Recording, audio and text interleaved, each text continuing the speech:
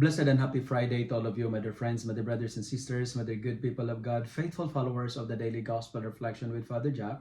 My dear kababayans, today is May 2nd, 2025, and today is first Friday of the month of May, and today is Friday within the second week of Easter year C. Our Gospel for today is from the beautiful and the wonderful account of the Gospel of John, chapter 6, verses 1 to 15. Our Gospel for today speaks about the feeding of the multitude. We do not know how many are they, but today's account says large crowd kept following Jesus, and most of them sick and hungry. And today's gospel reveals to us the heart of God. He cares about our needs, that even in our moment of nothingness, God can perform abundance. What can we learn from our gospel for today? First, the gospel is teaching us that Jesus is our bread in the wilderness. Wilderness may represents a place of nothingness. Wilderness can be an experience of impossibilities, an experience of despair and desperation. Wilderness may represent an experience of sickness and brokenness. But you know what, my dear friends, my dear brothers and sisters, God can perform miracles in our experience and situation of nothingness. What I'm trying to say is this: in moment of crisis, turn to the Lord. In moment of nothingness, call the Lord. In your experience of desperation, hope in the Lord.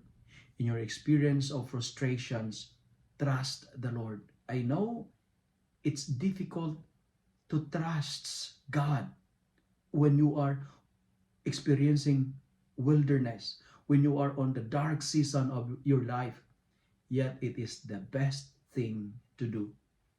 Trusting the Lord is the best decision we can make when we are in the experience of wilderness. Trust God because He is fixing the situation you are worried about. God is preparing you for everything you asked and prayed for. God is fixing the broken pieces of your life. Trust the Lord and you will not be disappointed even if you are in the midst of a wilderness or in a desert. Because from nothingness, God will bring us to the fullness of life. And second point that I would like to share is this. Connected to the first point, in moment of nothingness, in moment of hopelessness, you can perform a miracle if you learn the act of sharing. The boy in today's gospel shared his 5 barley loaves and 2 fish. And that's the start of the miracles. That's the start of the profusion of a blessing.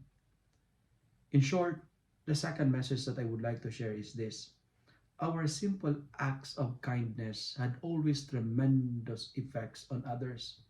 Our simple and insignificant gesture of love can always be the source of a tsunami of amazing achievement. Friends, lessons to be learned is this.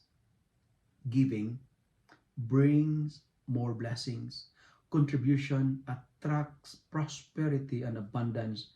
Sharing is a magnet of prosperity. If we contribute, nobody will be hungry. If we share, we can magnet prosperity. The act of giving always brings more phenomenal blessings. And today, allow yourselves to be an agent of a significant piece of change by learning to share what you have. The boy has no name. There is no mention of a name because that boy might be you and me. And we are challenged to give. We are challenged to contribute. We are invited to share and to conquer in us the power of greed. Finally, what struck me most is the words of Jesus.